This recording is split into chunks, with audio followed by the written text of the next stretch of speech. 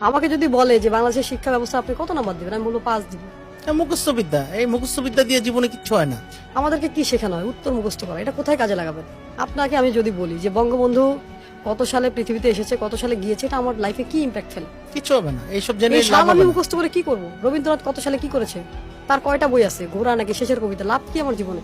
প্রশ্ন করা শেখায় না। বাট আপনি দেখেন, যেখানে যান, ইউটিউবে গেলে আপনাকে প্রশ্ন করতে হবে, চ্যাট জিপিটিতে গেলে প্রশ্ন করতে হবে, জীবনে যা চান প্রশ্ন করতে হবে। আপনি কোনো কিছু জানতে চাইলেই প্রশ্ন করতে হবে।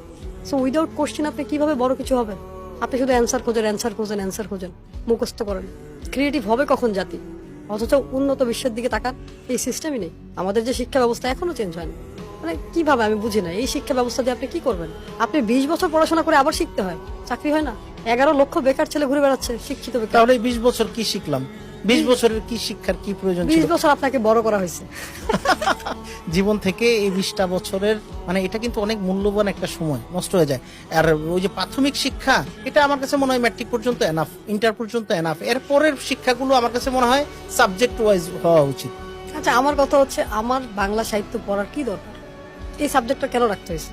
আচ্ছা, না, যদি কবি টবি হতে চান তাহলে সে সাহিত্য পড়ালেখা করেন আপনি। এটা তো যার যার চিন্তা চিন্তা ভাবনা। ভাবনা। এটা আমার কথা হচ্ছে, তার মনে কি চায়। সে যদি ডাক্তার হতে চায়, আমি মনে করি তাকে 5 থেকেই সায়েন্স পড়ানো উচিত। সে এমন ভাবে ডাক্তার হোক যাতে সে প্রতিটা জিনিস বুঝতে পারে যে আমি কোথায় হিট করলে তার জীবনে। এই যে ডাক্তারের ভুল চিকিৎসার কারণে হাজার হাজার লাখ লাখ মানুষ মারা যায়, কারণ কি? মানুষ পড়া চোর।